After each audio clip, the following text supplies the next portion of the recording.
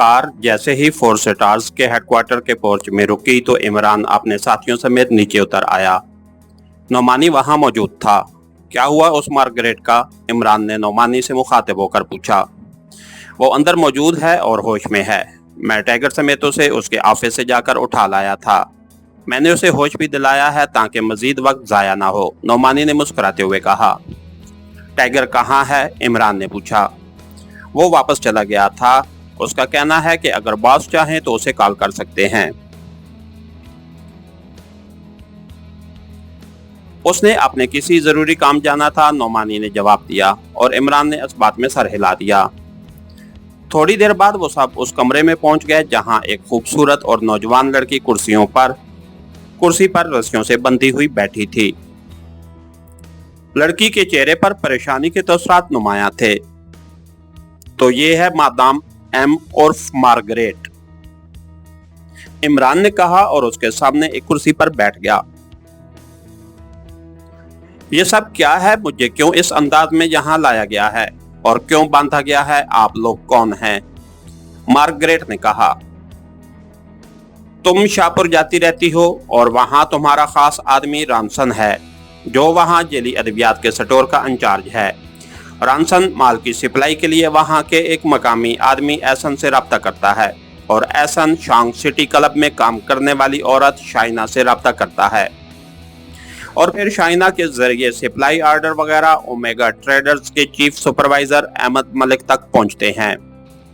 इस तरह जेली अद्वियात भी असल अद्वियात के साथ दारुल हुकूमत और उसके निवाह में सप्लाई होती रहती हैं। क्या मैं दुरुस्त कह रहा हूं? इमरान ने इस बार संजीदा लहजे में कहा। यह सब गलत है। मैं तो शाहपुर का नाम ही तुम्हारे मुंह से सुन रही हूं और शांग भी शायद 1-2 बार गई होंगी और मेरा जेली अद्वियात से किस तरह का भी ताल्लुक नहीं है, मार्गरेट ने रुकते रुकते मुंह बनाते हुए कहा। ओके, इसका मतलब है कि अब तुमसे सच बकायदा उगलवाया जाए। मेरा तो ख्याल था कि तुम नरम और नाजुक सी औरत हो, इसलिए तुम पर तशद्दुद ना किया जाए, इमरान ने जवाब दिया। तुम लोग कौन हो? क्या तुम्हारा ताल्लुक हुकूमत से है? मार्गरेट ने कहा। हाँ, यूं ही समझ लो, इमरान ने कहा। लेकिन हुकूमत के आदमी तो किसी पर तशद्दुद नहीं कर सकते, ये तो गैर कानूनी है, मार्गरेट ने कहा। और जो कुछ तुम लोग कर रहे हो, क्या ये कानूनी है? क्या तुमने कभी सोचा है कि तुम्हारी इन जेली अद्वियात से अब तक लाखों बेगुनाह लोग तड़प तड़प कर हलाक हो चुके हैं और हो रहे होंगे। तुम लोग इंसान नहीं हो बल्कि जानवरों से भी बदतर हो। क्या दौलत कमाने के लिए कोई और जरिया नहीं रहा कि तुम इस तरह बेगुनाह मरीजों के खून से हाथ रंगते हो? तुम कौमी मुजरिम हो, तुम कानून की बात कर रही हो। तुम्हारे जिस्म का तो अगर एक एक रेशा उधेड़ दिया जाए तब भी एक बेगुनाह की मौत का बदला नहीं लिया जा सकता, इमरान ने यकलख्त इंतहाई तल्ख और जज्बाती लहजे में कहा। उसका चेहरा यकलख्त सुर्ख पड़ गया था। सिद्दीकी और दूसरे साथी हैरत से इमरान को देखने लगे क्योंकि इमरान जैसे शख्स को उन्होंने कभी इस अंदाज में जज्बाती होते नहीं देखा था। मैं ऐसा कोई काम नहीं करती, अगर करती होती तो इतनी आसानी से तुम्हारे आदमी मुझे यहाँ उठाकर ना ले आते। तुम्हें किसी ने गलत बताया है, मैं तो खुद ऐसे काम करने वालों से शदीद नफरत करती हूँ, मार्गरेट ने जवाब दिया। ओके,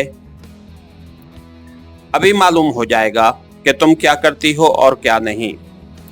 सिद्दीकी, तेजाब की बोतल ले आओ और इस मार्गरेट के पैरों पर डालो और फिर उसी तरह नीचे से ऊपर तक डालते चले जाओ, इमरान ने इंतहाई सर्द लहजे में सिद्दीकी से मुखातिब होकर कहा और सिद्दीकी ने चौहान को इशारा किया तो चौहान उठकर कमरे से बाहर चला गया।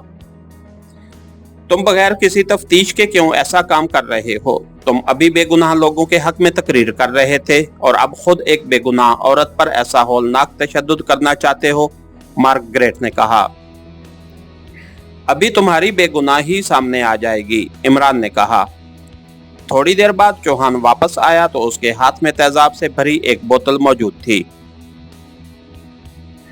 اس کے پیروں پر ڈال دو، خیال رکھنا صرف پیروں پر پڑے، عمران نے کہا تو چوہان نے بوتل کا ڈھکن ہٹایا اور مارگریٹ کی طرف بڑھنے لگا۔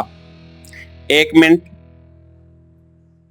نہ جانے کیا بات ہے، مجھے اس عورت پر رحم آ رہا ہے، لگتا ہے یہ کسی کی طرف اعلی کار ہے، اس لیے میں اسے آخری چانس دینا چاہتا ہوں۔ تم ایسا کرو، تھوڑا سا تیزاب اس کے سامنے فرش پر ڈال دو تاکہ اسے معلوم ہو سکے کہ یہ واقعی تیزاب ہے، عمران نے کہا تو چوہان نے اس بات میں سر ہلاتے ہوئے تیزاب فرش پر ڈال دیا اور تیزاب میں سے دھواں سا اٹھنے لگا۔ اب بولو مارگریٹ، بتاتی ہو یا نہیں؟ عمران نے مارگریٹ کی طرف دیکھتے ہوئے کہا۔ کیا بتاؤں؟ مجھے کچھ معلوم ہوگا تو بتاؤں گی، مارگریٹ نے جواب دیا۔ وہ واقعی انتہائی فولادی اعصاب کی مالکہ تھی، اس کے چہرے پر خوف کے تاثرات تک نہ ابھرے تھے۔ اوکے، اس کے پیر پر ڈال دو تیزاب، عمران نے کہا تو چوہان نے بوتل سے تھوڑا سا تیزاب مارگریٹ کے پیر پر ڈال دیا۔ دوسرے لمحے کھال جلنے کی بو کمرے میں پھیل گئی اور اس کے ساتھ ہی مارگریٹ کے حلق سے انتہائی کربناک چیخیں نکلنے لگیں۔ وہ بندھے ہونے کے باوجود پانی سے نکلنے والی مچھلی کی طرح تڑپنے لگی تھی۔ اب میں صرف 5 تک گنوں گا مارگریٹ، اگر تم نے زبان نہ کھولی تو پھر پوری بوتل تمہارے چہرے پر انڈیل دی جائے گی اور تمہارا وہ حشر ہوگا کہ تم نہ مر سکو گی اور نہ جی سکو گی، عمران نے سرد لہجے میں کہا، اور اس کے ساتھ ہی اس نے گنتی شروع کر دی، جبکہ چوہان ہاتھ میں بوتل پکڑے اس کے سامنے اس طرح کھڑا تھا کہ جیسے ہی عمران 5 تک پہنچے وہ بوتل میں موجود تیزاب مارگریٹ کے چہرے پر اچھال دے۔ رک جاؤ، فارگارڈ سیک، رک جاؤ، میں بتا دیتی ہوں، مجھے گولی مار دو لیکن میں اب مزید یہ عذاب نہیں بھگت سکتی، مارگریٹ نے کراتے ہوئے لہجے میں کہا تو عمران نے گنتی روک لی۔ بولو، اگر تمہاری زبان رکی تو میں گنتی شروع کر دوں گا، عمران نے اسی طرح سرد لہجے میں کہا۔ تم یقین کرو، میں جو کچھ جانتی ہوں سب کچھ بتا دوں گی، یہ میری فطرت ہے کہ میں جو نہ بتانا چاہوں وہ کسی صورت نہیں بتاتی، لیکن جب میں بتانے کا فیصلہ کر لوں تو پھر سب کچھ بتا دیتی ہوں، لیکن پہلے میرے پیر پر کوئی دوا ڈالو، میری جان نکلی جا رہی ہے، مارگریٹ نے کراتے ہوئے اور انتہائی تکلیف بھرے لہجے میں کہا۔ صدیقی، فرسٹ ایڈ باکس لا کر اس میں سے اسپیشل سپرے کر دو اس کے پیر پر، عمران نے کہا تو صدیقی اٹھا اور کمرے سے باہر چلا گیا، جبکہ چوہان نے ہاتھ پیچھے ہٹایا اور بوتل پر ڈھکن لگا دیا۔ مارگریٹ مسلسل کرا رہی تھی۔ تھوڑی دیر بعد صدیقی بڑا سا میڈیکل باکس اٹھائے واپس آیا، اس نے میڈیکل باکس کو مارگریٹ کی کرسی کے پاس رکھا اور اسے کھول کر اس میں سے ایک بوتل نکالی جس کے منہ پر سپرے پمپ لگا ہوا تھا۔ اس نے اس کا ڈھکن ہٹایا اور مارگریٹ کے پیر کے جلے ہوئے حصے پر سپرے کرنا شروع کر دیا۔ جیسے جیسے وہ سپرے کرتا جا رہا تھا، مارگریٹ کے چہرے پر موجود شدید ترین تکلیف کے تاثرات کم ہوتے جا رہے تھے، اور جب صدیقی نے سپرے پمپ کو بند کر کے واپس میڈیکل باکس میں ڈالا تو مارگریٹ کی حالت خاصی سنبھل چکی تھی۔ مجھے پانی پلاؤ، میں نے اپنی زندگی میں اس قدر تکلیف کبھی برداشت نہیں کی، مارگریٹ نے کہا تو عمران کے اشارے پر چوہان نے ایک الماری سے پانی کی بوتل نکالی اور اسے کھول کر بوتل اس نے مارگریٹ کے منہ سے لگا دی۔ آدھی سے زیادہ بوتل جب اس کے حلق سے نیچے اتر گئی تو اس نے بوتل ہٹائی اور اس کا ڈھکن بند کر کے اسے ایک طرف رکھ دیا۔ تیزاب کی بوتل وہ پہلے ہی فرش پر رکھ چکا تھا۔ اب مارگریٹ کی حالت بالکل نارمل ہو چکی تھی، لیکن چہرے پر پسینے کے تاثرات ویسے ہی موجود تھے۔ اوہ، انتہائی ہولناک ترین عذاب تھا۔ بہرحال اب تم پوچھو کیا پوچھنا چاہتے ہو، مارگریٹ نے کہا۔ مجھے جیلی ادویات بنانے والی فیکٹریوں کے بارے میں تفصیلات چاہیے اور اس کا اصل سرغنہ چاہیے، عمران نے کہا تو مارگریٹ نے ایک طویل سانس لیا۔ فیکٹریاں نہیں، فیکٹری کہو، صرف ایک ہی فیکٹری ہے اور یہ فیکٹری شاہپور سے شمال مشرق کی طرف ایک شہر صدرپور میں واقع ہے۔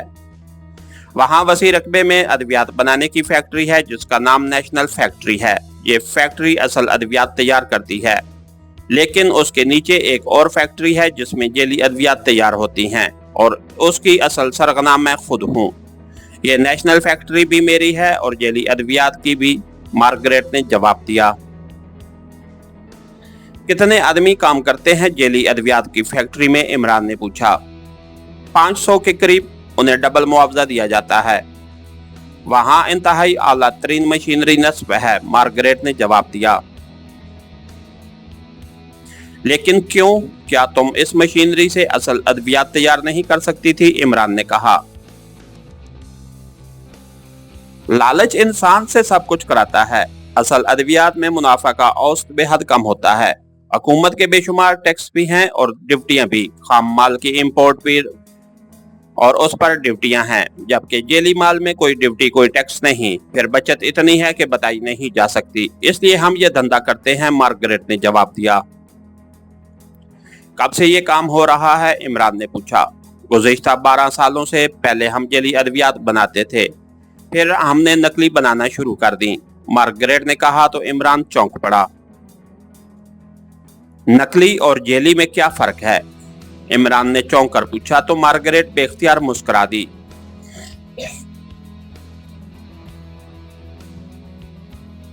बड़ा फर्क है, मैं मिसाल देती हूँ। एक इंजेक्शन जिसकी कीमत 50 रुपए है, बाकायदा हुकूमत से पासशुदा होता है।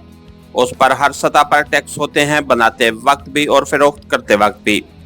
उन 50 रुपयों में से डिस्ट्रीब्यूटर्स, सब डिस्ट्रीब्यूटर्स, बारबरदारी, टैक्स, पब्लिसिटी, दूसरी कंपनियों से मुकाबलाबाजी, डॉक्टरों के लिए नमूना जात और कमीशन और सरकारी लेबॉर्टरियों की चेकिंग, रिश्वत वगैरह सब कुछ हमें देना होता है। इसलिए हमें उन 50 रुपए में सिर्फ चंद पैसे मिलते हैं। लेकिन अगर हम यही दवा सही अंदाज में बना दें, लेकिन कंपनी का नाम गलत लिख दें, मसलन नेशनल की बजाय मैशनल, एफ की बजाय एम, तो सिवाय डिस्ट्रीब्यूटर और दुकानदारों के मुनाफे के बाकी सब कुछ बच जाता है। उसे जेली दवा कहते हैं। और अगर अंदर दवा की बजाय रंगदार पानी भर दिया जाए तो हमें 50 में से 40 रुपए बच जाएंगे, और इस अद्वियात को हम नकली अद्वियात कहते हैं। दूसरे लफ्जों में, नकली अद्वियात में दवा सिरे से नहीं होती, जबकि जेली में दवा तो होती है, लेकिन हुकूमत का टैक्स और असल कंपनी की मुख्तलिफ पब्लिसिटी वगैरह हमें बच जाती है, मार्गरेट ने जवाब देते हुए कहा। इस फैक्ट्री में नकली अद्वियात बनती हैं या जेली, इमरान ने कहा। पहले जेली अद्वियात बनाते थे, अब नकली बनती हैं, मार्गरेट ने जवाब दिया। तुम्हारे शरीके कारोबार कौन कौन लोग हैं, इमरान ने पूछा, क्योंकि ये बात उसके हल्क से न उतर रही थी कि अकेली मार्गरेट इतना बड़ा सेटअप कायम कर सकती है।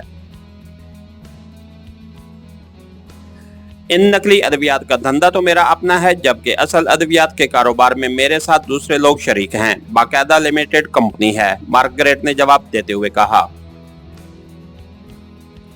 दारुल हुकूमत और उसके गर्दो नवाह के अलावा और किन से शहरों में तुम माल सप्लाई करती हो, इमरान ने पूछा। हर बड़े शहर में माल जाता है, मार्गरेट ने जवाब दिया। उसकी तफसील, इमरान ने कहा। तफसील मेरे ऑफिस के एक खुफिया सेफ में मौजूद फाइलों में मौजूद है, मार्गरेट ने जवाब दिया तो इमरान एक तवील सांस लेकर उठ खड़ा हुआ। सिद्दीकी, ये तफसील मालूम करो, बाकी काम सौ पर फ्याज करेगा, इमरान ने उठते हुए कहा। उसका मतलब है कि मिशन मुकम्मल हो गया, सिद्दीकी ने भी एक तवील सांस लेते हुए कहा। हाँ, इमरान ने कहा और दरवाजे की तरफ मुड़ गया। इसका क्या करना है, सिद्दीकी ने पूछा। जब तफसील मिल जाए तो इसे गोली मार देना, इमरान ने सपाट लहजे में कहा और तेज तेज कदम उठाता कमरे से बाहर निकल आया। इसके साथ ही हमारी आज के एपिसोड का इख्तिताम हुआ। कहानीकार चैनल को लाइक कीजिए, सब्सक्राइब कीजिए और बेल आइकन को प्रेस कर दीजिए ताकि हर आने वाली नई वीडियो आप तक बर वक्त पहुंच सके। शुक्रिया।